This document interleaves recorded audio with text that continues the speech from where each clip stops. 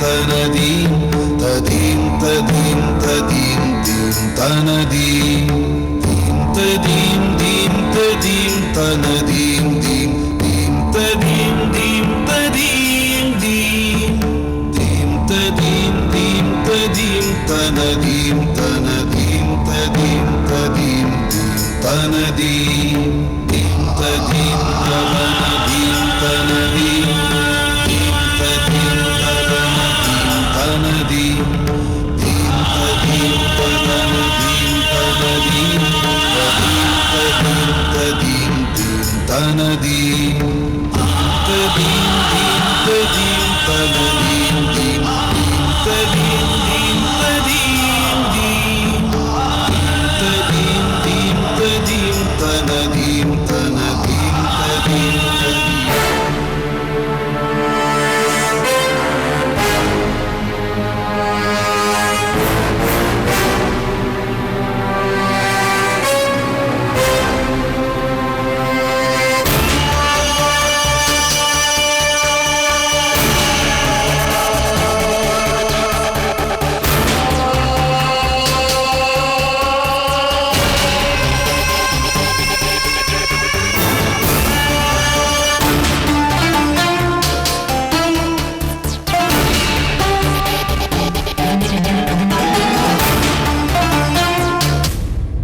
ఇంకా ఆలోచిస్తూనే ఉన్నారా గురుదేవా?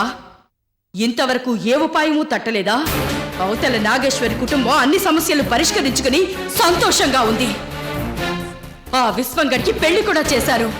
పెళ్లి వల్ల చస్తాడనుకున్న ఆ విశ్వంగడి కోసం ప్రత్యేక పూజలు జరిపించి మరీ పెళ్లి చేశారు. ఇప్పుడు వాడి దోషాలన్నీ తొలగిపోయాయి.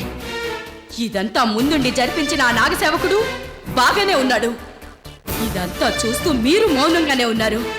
మధ్యలో నేనే కదా మనశ్శాంతి లేకుండా అనుక్షణం నరకాన్ని అనుభవిస్తున్నాను. ఇక నా వల్ల కాదు. ఈ నరకాన్ని అనుభవించడం ఎట్టి పరిస్థితుల్లోనూ నా వల్ల కాదు. నేనిప్పుడు ఇక్కడి నుంచి దూకి చేస్తాను. ఆగు వైదే, నువ్వు ఆవేశం వల్ల వివేకాన్ని కోల్పోతున్నావు. మనం నాగేశ్వరి కుటుంబం మీద పగ తీర్చుకునే సమయం ఆసన్నమైంది. ఇలాంటి సమయంలో నువ్వు ఇలాంటి పిచ్చి పిచ్చి పనులు చేసి చిరాకు తెప్పించకు. నాగేశ్వరి కుటుంబం మీద ఎలా పగ తీర్చుకుంటారు? ఇన్నాళ్ళు రాని ఆలోచన ఇప్పుడు మీకు వచ్చిందా? ఆలోచన రావటం కాదు, అవకాశం వచ్చింది. ఇప్పుడు ఆ అవకాశాన్ని సద్వినియోగపరుచుకుంటే నాగేశ్వరి కుటుంబాన్ని దెబ్బతీయొచ్చు. అసలేం చేయాలనుకుంటున్నారు మీరు? ఆ నాగసేవకుని అంతు చూద్దామనుకుంటున్నా. వాడు మనిషి రూపంలో ఉన్న నాగుపామని వాణ్ణి అంతం చేయటం అంత సులభం కాదని అన్నారు. కానీ ఇప్పుడు మాత్రం వాణ్ణి అంతం చెయ్యాలంటున్నారు. ఎలా కుదురుతుంది? ఈ రోజు నాగపౌర్ణమి. నాగసేవకుడు నాగపౌర్ణమి రోజు 24 గంటలు ధ్యానంలోనే ఉంటాడు. వాడు ధ్యానంలో ఉన్నప్పుడు వాడికి బాహ్య ప్రపంచంలో ఏం జరుగుతుందో ఏమీ తెలియదు. కాబట్టి వాడు ధ్యానంలో ఉండగానే మన పని పూర్తి చెయ్యాలి. వాడు ధ్యానంలో ఉంటే బాహ్య ప్రపంచం గురించి ఎందుకు తెలీదు? వాడి ముందుకు మనం వెళ్ళగానే మన ఉనికి వాడు పసిగడితే మన పరిస్థితి ఏమవుతుంది? వాడు ధ్యానంలో ఉన్నప్పుడు ఎట్టి పరిస్థితుల్లోనూ వాడి చుట్టుప్రక్కల ఏం జరుగుతోందో వాడు గ్రహించలేడు. అసలు ఎందుకు వాడు నాగపౌర్ణమి రోజు 24 గంటలు ధ్యానం చేస్తాడో తెలుసా? వాడు మనిషి రూపంలో ఉన్న నాగుపాము కాబట్టి. వాడు మనిషి రూపాన్ని పోగొట్టుకోకుండా ఉండటం కోసం ప్రతి నాగపౌర్ణమికి ధ్యానం చేస్తాడు. వాడు ధ్యానంలో ఉన్నప్పుడు వాడి మనసు, ఆత్మ నాగలోకంలో సంచరిస్తూ ఉంటాయి. వాడు ధ్యానం నుంచి బయటకొచ్చేలోపు వాడిని అంతం చేస్తే వాడు శాశ్వతంగా మనిషి రూపాన్ని కోల్పోతాడు. వాడి ఆత్మ కూడా నాగలోకంలో సంచరిస్తూ ఉంటుంది. వాడు మనిషి రూపంలో ఉన్నప్పుడే మనకు ఎక్కువగా అడ్డు తగులుతున్నాడు. ముందు వాడి మనిషి రూపాన్ని నాశనం చెయ్యాలి. నాగ పౌర్ణమి ఈ రోజే కదా గురుదేవా?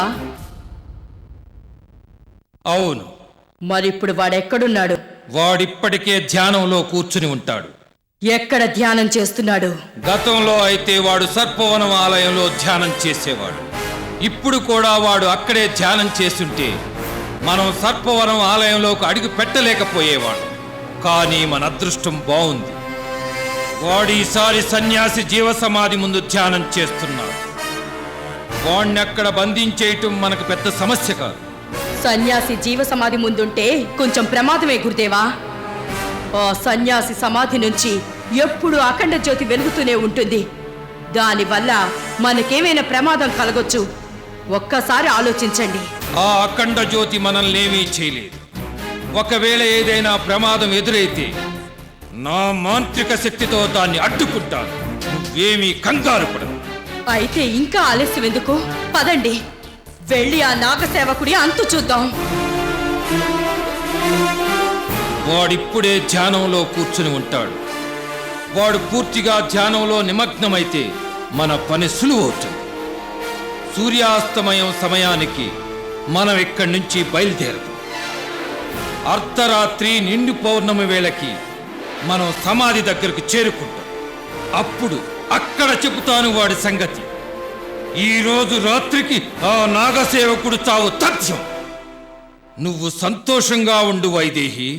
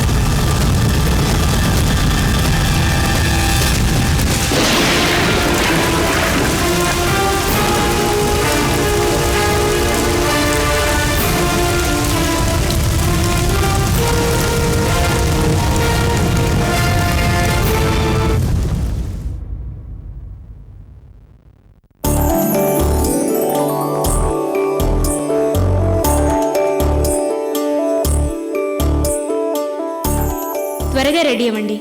అందరం కలిసి సన్యాసి సమాధి దగ్గరికి వెళ్ళొద్దాం.